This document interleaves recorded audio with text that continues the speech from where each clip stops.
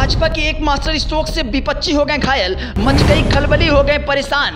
अब एमपी में होने वाला है बीजेपी का खेला, 2024 तक का प्लान सेट। माननीय सांसदों को एमपी के मैदान पे मोदी ने जैसे ही उतारा, इन नेताओं को लगी मिर्ची।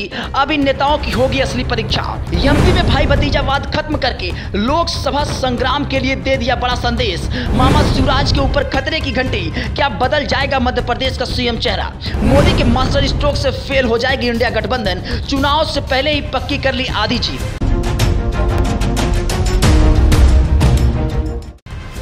जब राज्यों के नेता शीर्ष नेताओं की करिश्माई चेहरे के सहारे जीत का सपना देखते हैं तो एक खामियाजा भी भुगतना पड़ता है। राजस्थान में अशोक गहलोत की इमेज से इतर एमपी में भाजपा ने उम्मीदवारों के जो पत्ते खोले हैं, उसने कांग्रेस ही नहीं, खुद बीजेपी के भीतर भी खलबली मचा दी है। कोई कुछ बोलने की स्थिति में नहीं है। 25 सितंबर की रात तकरीबन 10 बजे जब भाजपा ने मध्य प्रदेश विधानसभा चुनाव के लिए 39 उम्मीदवारों की दूसरी लिस्ट जारी की, कई तरह की चर्चा शुरू हो गई। पहला संदेश ये माना जा रहा है कि मामा की जगह कोई दूसरा चेहरा मध्य प्रदेश में बीजेपी का सीएम फेस हो सकता है। दूसरा और बड़ा संदेश उन नेताओं के लिए है जो केंद्रीय मंत्री या सांसद और उन्हें विधायकी लड़ने पर वापस बुलाया जा रहा है। एमपी गजब है।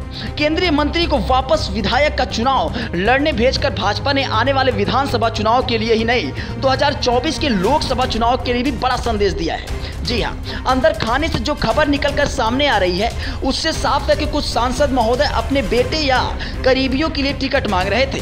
भाजपा साफ तौर पर राष्ट्रीय स्तर पर संदेश देना चाहती है कि वो भाई भतीजावाद को बढ़ावा नहीं देगी। उसकी अपनी समस्या यह है कि जिस बात पर वो क्षेत्रीय दलों और कांग्रेस को घेरती आ रही है, वो गलती खुद कैसे कर सकती है। ऐसा कर भाजपा ने खुद को तोप समझने वाले बड़े नेताओं को एक तरह से फंसा दिया है। हाँ, उन्हें कमजोर सीटों पर भेजा गया है। इससे उन नेताओं का टेस्ट भी हो जाएगा कि वो कितने पावरफुल या मोदी की लहर में नैया पार कराते रहना चाहते हैं। एमपी की राजनीति को करीब से समझने वाले वरिष्ठ पत्रकार अरुण दीक्षित बताते हैं कि नरेंद्र सिंह तोमर हो, कैलाश विजयवर्गीय या प्रहलाद सिंह पटेल या फग्गन सिंह कुलस्ते, ये सभी नेता शिवराज सिंह चौहान के समकालीन हैं। सीएम के लिए इनके भी नाम चलते रहते हैं। चारों तरफ एक साथ विधानसभा चुनाव में उतरे हैं, तो यूं समझ लीजिए कि मोदी ने शिवराज के सामने चुनौती खड़ी कर दी है।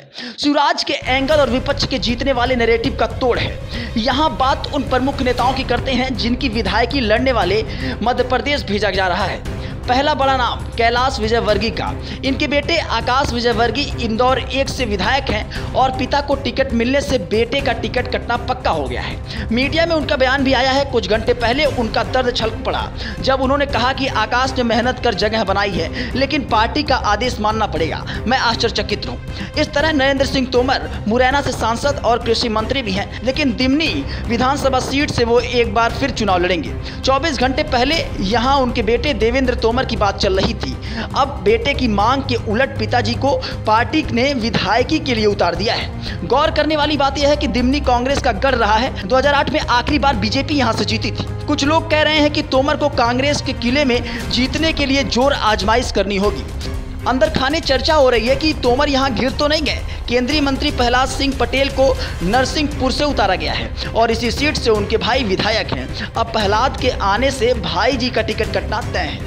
वैसे मोदी के इस मास्टर स्ट्रोक और बीजेपी के इस शानदार प्लानिंग के विषय में आप क्या कहना चाहेंगे? अपनी प्रतिक्रिया हमको जरूर बताएं और बने रहें जेटी न्यूज़ के साथ। लेकिन अगर ये खबर आप यूट्यूब पर देख रहे हैं तो चैनल को सब्सक्राइब करना ना भूलें। फेसबुक पर देख रहे हो तो पेज को फॉलो करना ना भूलें।